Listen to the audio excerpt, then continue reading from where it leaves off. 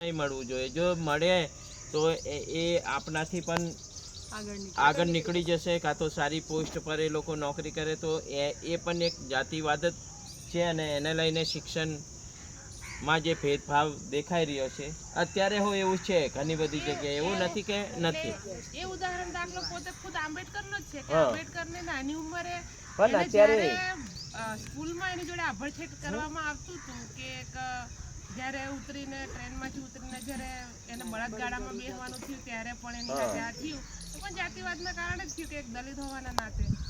અને અહીંયા જે છે માથે મહેલું ઉપાડવાના જે આખું હતું કે વ્યક્તિઓ જે છે અમુક જ જ્ઞાતિના લોકો આમાં વ્યવસાયમાં છે.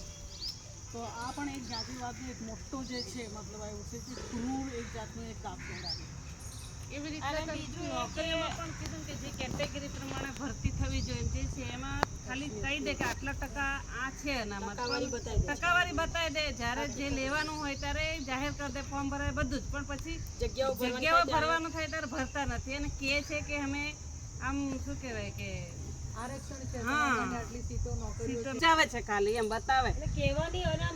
બધી જગ્યાએ સીટો ખાલી છે. અત્યારે લોકો આદિવાસી અને દલિત વિશેની પણ વાત કરીએ તો મોટાભાગની જગ્યાઓ ખાલી આપણે અત્યારે જોઈ એ બહુ સારું વિશ્લેષણ કર્યું છે કે ખરેખર કહેવાય છે શું અને થઈ શું રહ્યું છે એ બહુ જ વિરોધાભાસ જોવાયું.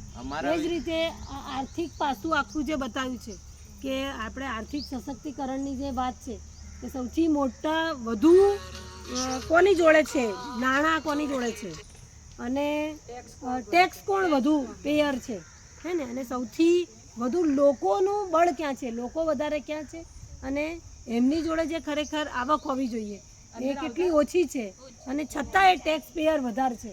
બરાબર. એટલે આ બહુ સ્પષ્ટ રીતે